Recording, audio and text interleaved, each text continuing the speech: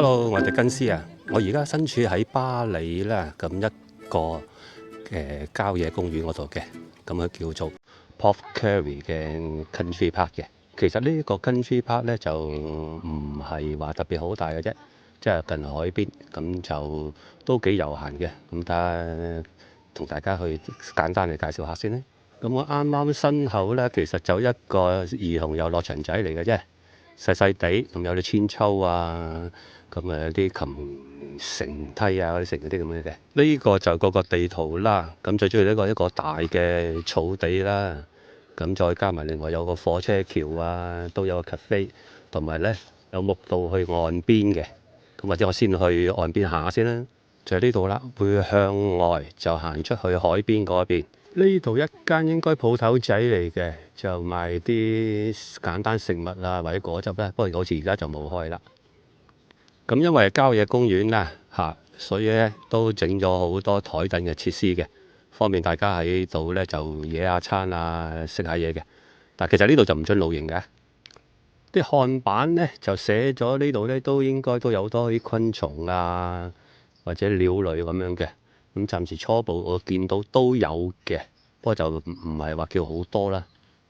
呢個就係嗰個大草地啦，咁啊可以行出去嘅。但係因為咧，琴晚落過好大雨，而家咧個草面咧啲泥板都好犀利嘅，咁我都唔會行出去啦。沿住指示牌啦，咁咧就會可以行出去海岸步道噶啦。因為呢度咧係近卡迪夫機場嘅，所以不時都會有飛機經過嘅。咁最右邊會有條木道啦，中間會有條石屎路，再左面就有一條小溪啦。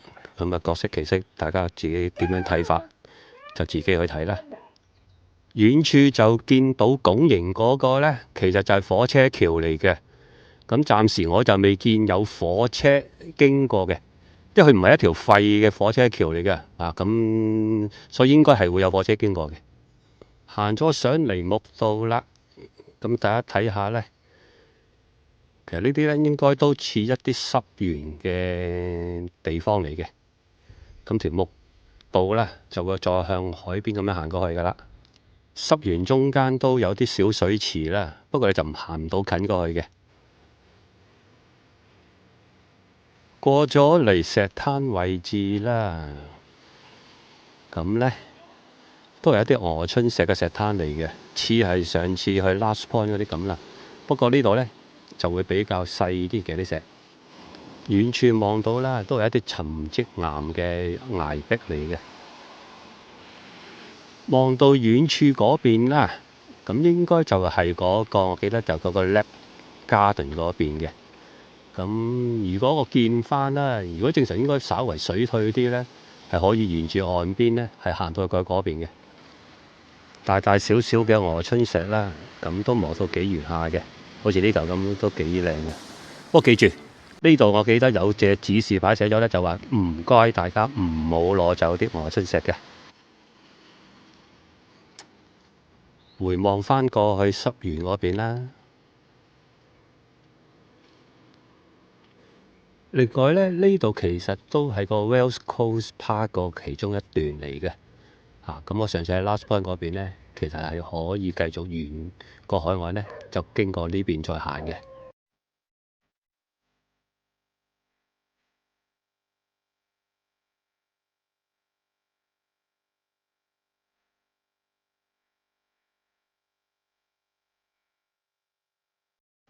咁看板所寫啦，咁個水塘咧都會有啲小動物嘅，咁有蝸牛啊，有啲 diving beetle 咁樣嘅。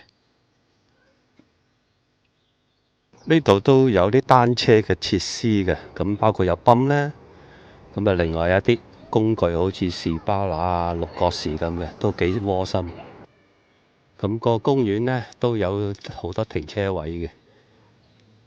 望眼所見咧，應該就泊我諗60-70部應該都得嘅。咁當然啦，泊車就唔係免費嘅，要俾錢嘅。咁基本上就係1磅1個鐘啦，5磅就可以泊全日㗎啦。咁佢寫翻咧，其實啲泊車費咧，佢都係外嚟咧，就保養翻呢度個環境嘅。都有啲車位咧係可以俾電車去泊嘅。咁啊可以喺度叉電嘅。係咪免費我就唔知，睇睇先啊。呢個應該 download 個 app 嗰啲，我估應該會係收錢㗎啦。近車場入口咧都有廁所嘅，咁所以呢度都會幾方便下嘅。呢度都有一間 cafe 嘅，叫 Mrs. Marcos Cafe 嘅。咁有賣啲咖啡啊，都有啲輕食同埋啲三文治啊之類啲嘅。呢度露天位啦，咁都有啲座位，有埋上蓋咁樣嘅。喺隔離個 Mrs. Marcos Cafe 咧，咁就買咗杯 latte 嘅，味道都 OK 嘅，杯嘢唔錯。呢個係叫做 Forest Lodge 嘅，咁我唔知係咪係可以出租俾啲人嘅咧？我見入邊都有啲人喺度嘅。出邊有個咁嘅木雕啦，揸住眼燈嘅唔通係啲看更阿叔。過到嚟貨車橋底咧。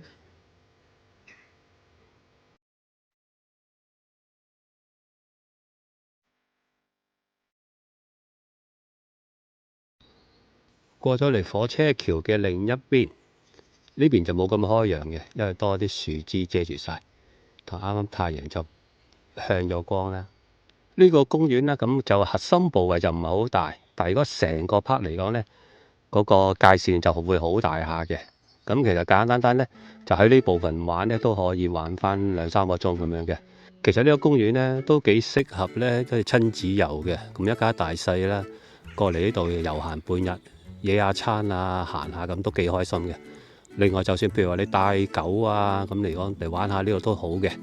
咁另外我見到咧啲步道嗰邊咧，啲人都喺度踩單車嘅。咁所以其實呢個公園咧都幾適合喺度半天閒遊咁樣啦。